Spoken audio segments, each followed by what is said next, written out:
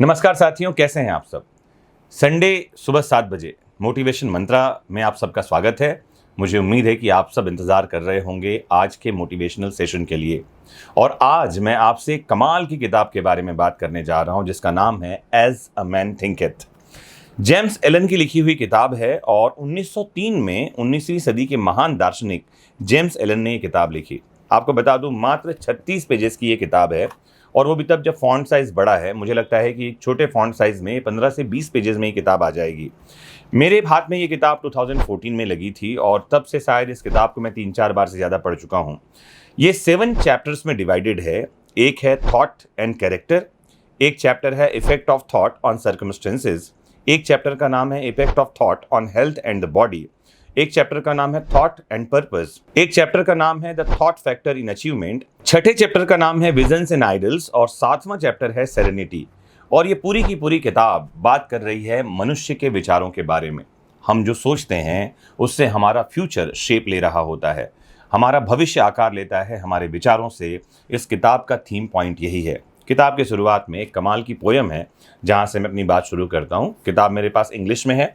मुझे ये नहीं पता कि ये किताब हिंदी में मिलती है या नहीं, लेकिन आज इस किताब से मैंने जो कुछ भी सीखा है, मैंने बताया ये किताब मैं 2 से 3 बार पढ़ चुका हूँ और जब भी कुछ पढ़ता हूँ कुछ नया सीखने के लिए मिलता है।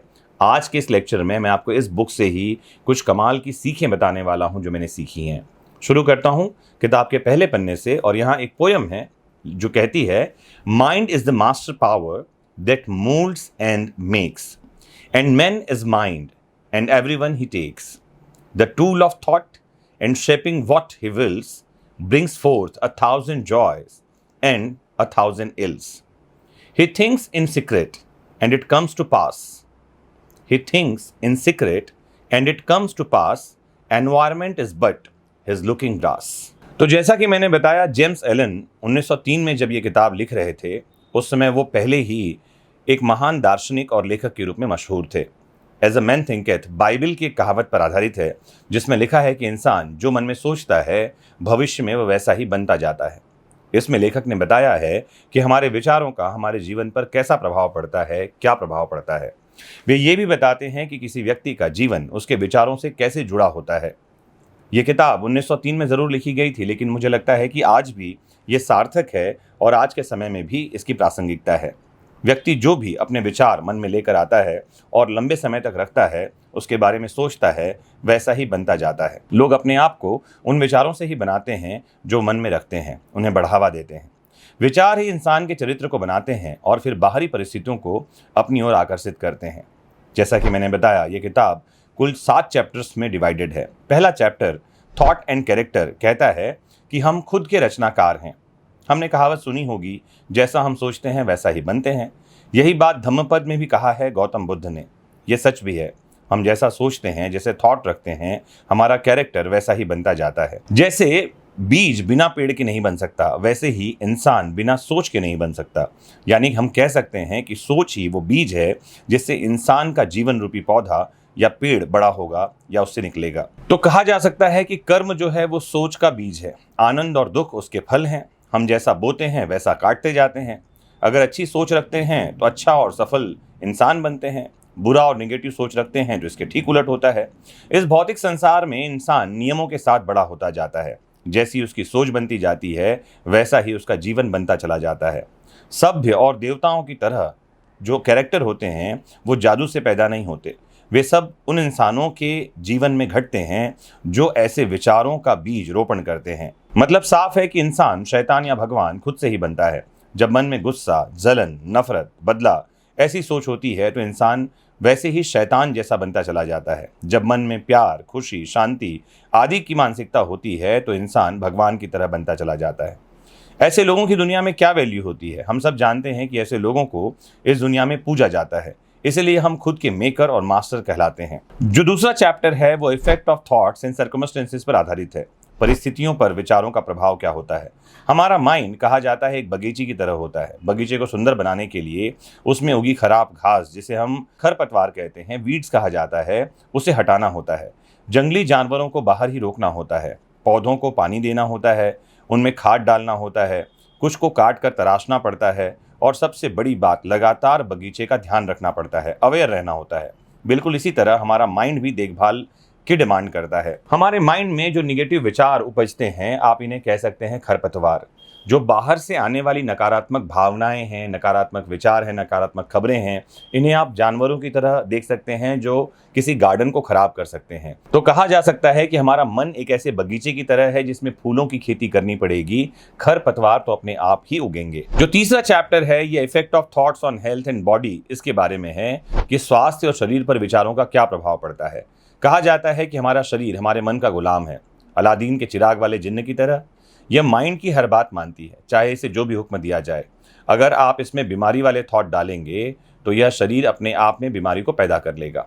ठीक इसी तरह स्वास्थ्य और खुशी वाले विचार डालेंगे तो आप एनर्जी से भरपूर रहेंगे और बीमारियां आपसे दूर रहेंगी। डर के जो थॉट्स होते हैं वो बॉडी को एक बुलेट से ज़्यादा नुकसान पहुंचाते हैं। अपने आसपास देख लो, वही लोग बीमार होते हैं जो बीमारी से डरते रहते हैं। इस डर ने लाखों लोगों की जान ले ली है। इसके विपरीत स्ट्रॉन्ग, हेल्दी और प्योर थॉट्स बॉडी को वैसा ही बना देते हैं।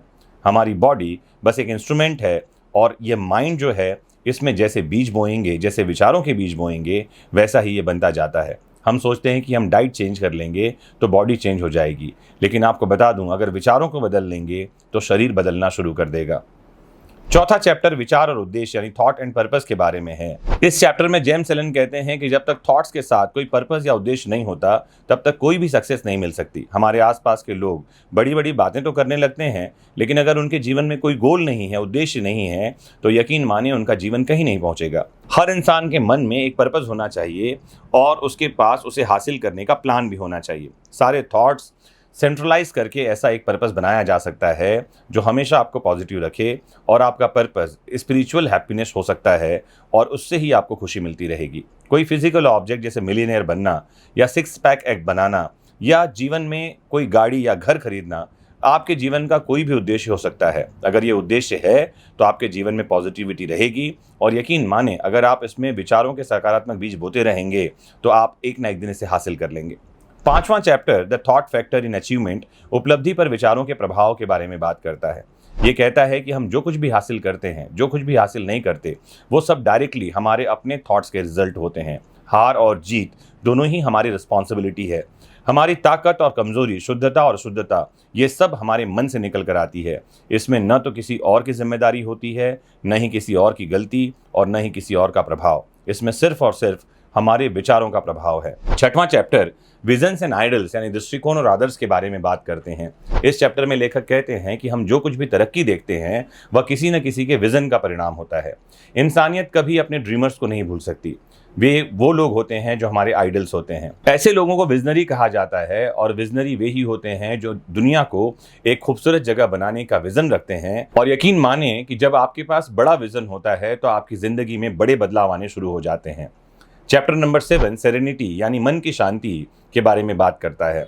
इस चैप्टर में जेम्स एलन कहते हैं कि मन की शांति वह खजाना है जो दुनिया के 2% लोग भी हासिल नहीं कर पाते, और जिसने मन की शांति को पा लिया फिर उसे इस दुनिया में कुछ भी पाने को शेष नहीं रह जाता। वह इस भरी दुनिया में अलग ही नजर आता है। पढ़ने सुनने में आसान लगता है, लेकिन लगातार सेल्फ कंट्रोल के बाद ही इसे पाया जा सकता है।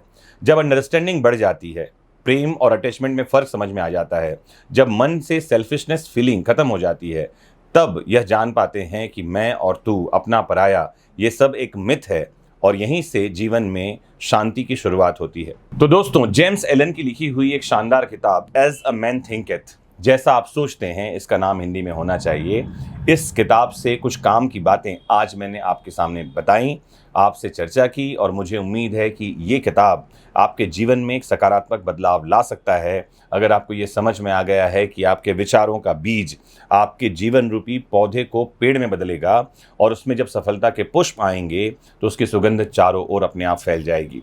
अगर आप ये किताब पढ़ना चाहते हैं तो अमेज़ॉन पे ये उपलब्ध है, और मैंने इसकी लिंक डिस्क्रिप्शन बॉक्स में शेयर कर दी है। आप ज़रूर इसे पढ़ें, और आपने क्या सीखा ये कमेंट बॉक्स में चर्चा में ज़रूर लेकर आएँ। नमस्कार, जय हिंद।